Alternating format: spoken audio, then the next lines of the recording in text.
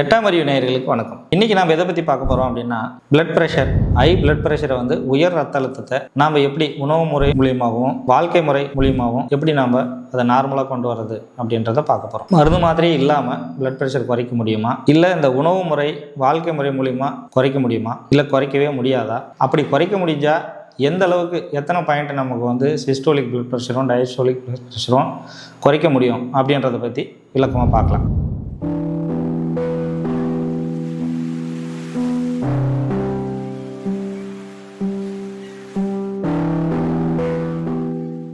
பொதுவாக ரத்த அழுத்தம் பிளட் ப்ரெஷர் அப்படின்றது இன்றைக்கி நிறைய பேர்கிட்ட இருக்கக்கூடிய ஒரு பெரிய வியாதி. இந்த பிளட் ப்ரெஷர் என்ன பண்ணும் அப்படின்னா, இதயம், மூளை, சிறுநீரகம், நுரையீரல் இந்த மாதிரியான உறுப்புகளை அதிகமாக பாதிப்படைய வைக்கும். சில டைமில் மூளையில் இருக்கிற ரத்த குழாய் டேமேஜ் ஆகி அது மூலிமா பிளட்டு உறைஞ்சி போய் பேரலைசிஸ், அதாவது பக்கவாதம் அந்த ஸ்டேஜுக்கு போகிறதுக்கும் வாய்ப்பு இருக்குது. அதனால் நான் ப்ரெஷர் குக்கிற மாதிரி எவ்வளோ ப்ரெஷர்னாலும் தாங்குவேன் அப்படின்லாம் இல்லாமல், இந்த பிளட் ப்ரெஷரை நாம் எளிய அற்புதமான உணவு முறை மூலிமாவும் வாழ்க்கை முறை மூலிமாவும் நார்மலாக வச்சுட்டா, மருந்து மாத்திரை இல்லாமையே இதை நார்மலாக நம்ம கொண்டு வந்துடலாம்.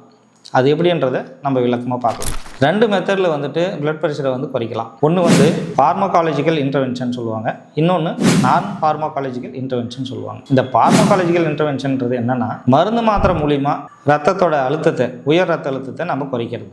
இன்னொன்று மருந்து மாத்திரையே இல்லாமல் உணவு முறை வாழ்க்கை முறை அப்புறம் யோகா, தியானம், எக்ஸசைஸ் இது மூலிமா குறைக்கிறது நான் ஃபார்மகாலஜிக்கல் இன்டர்வென்ஷன் சொல்லுவாங்க. சரி, இந்த முறை மூலிமா எத்தனை பாயிண்ட் நமக்கு பிளட் ப்ரெஷரை குறைக்க முடியும் அப்படின்றத நம்ம பார்க்கலாம். இப்போ நம்ம முதல்ல மருந்து மாத்திரை மூலிமா ஃபார்மகாலஜிக்கல் இன்டர்வென்ஷன் மூலிமா எப்படி எவ்வளோ பிளட் ப்ரெஷரை குறைக்கலாம் அப்படின்னு பார்க்கலாம்.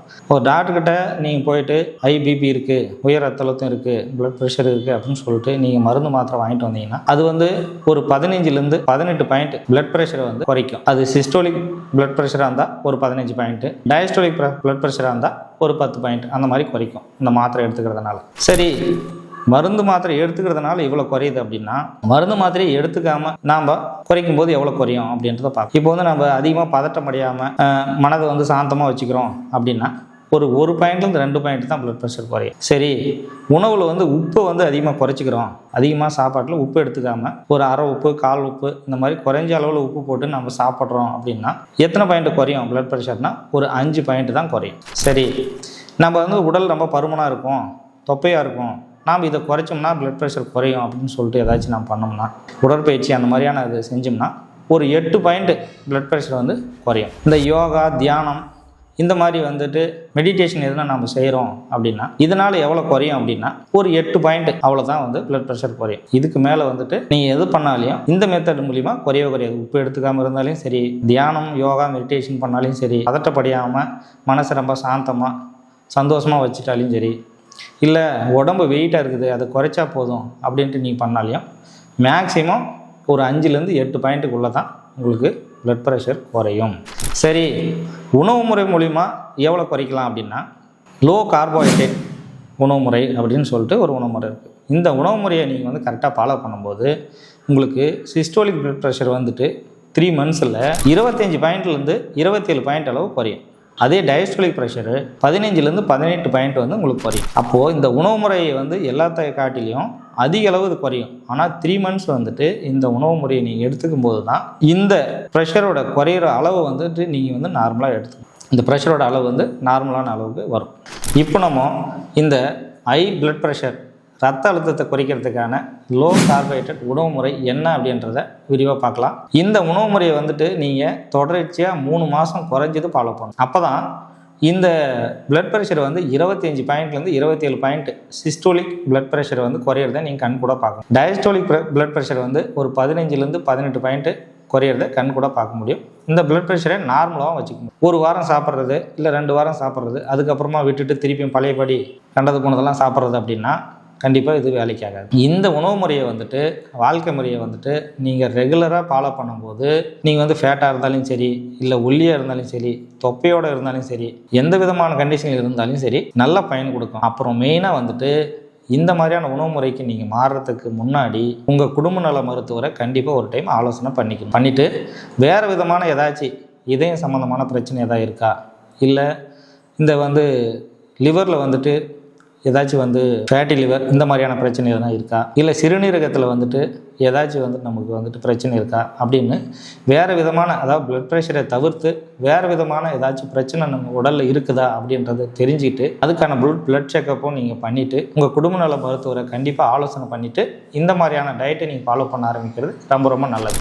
கண்டிப்பாக இந்த டயட் முறையை வந்துட்டு நீங்கள் 3 மாதம் தொடர்ச்சியாக ஃபாலோ பண்ணிங்கன்னா கண்டிப்பாக 25லேருந்து 27 பாயிண்ட் சிஸ்டோலிக் பிளட் ப்ரெஷரும் 15லேருந்து 18 பாயிண்ட் வந்து டயஸ்டோலிக் பிளட் ப்ரெஷரும் கண்டிப்பாக குறையும். அப்புறம் இதை கண்டினியூ நீங்கள் ஃபாலோ பண்ணும்போது உடலும் உள்ளமும் நல்ல ஆரோக்கியமாக இருக்கிறத கண்டிப்பாக உணர்வீங்க. பிளட் ப்ரெஷருக்கான மாத்திரையை வந்து நீங்கள் தொடணும் அப்படின்ற அவசியமே கண்டிப்பாக இருக்காது. சரி, எந்த மாதிரியான உணவு முறையை நான் ஃபாலோ பண்ண போகிறோம் அப்படின்றத விளக்கமாக சொல்கிறேன். லோ கார்போஹைட்ரேட் உணவு, அதாவது வந்து உணவில் வந்து மாவுச்சத்து குறைவான உணவு முறையை தான் நான் ஃபாலோ பண்ணணும்.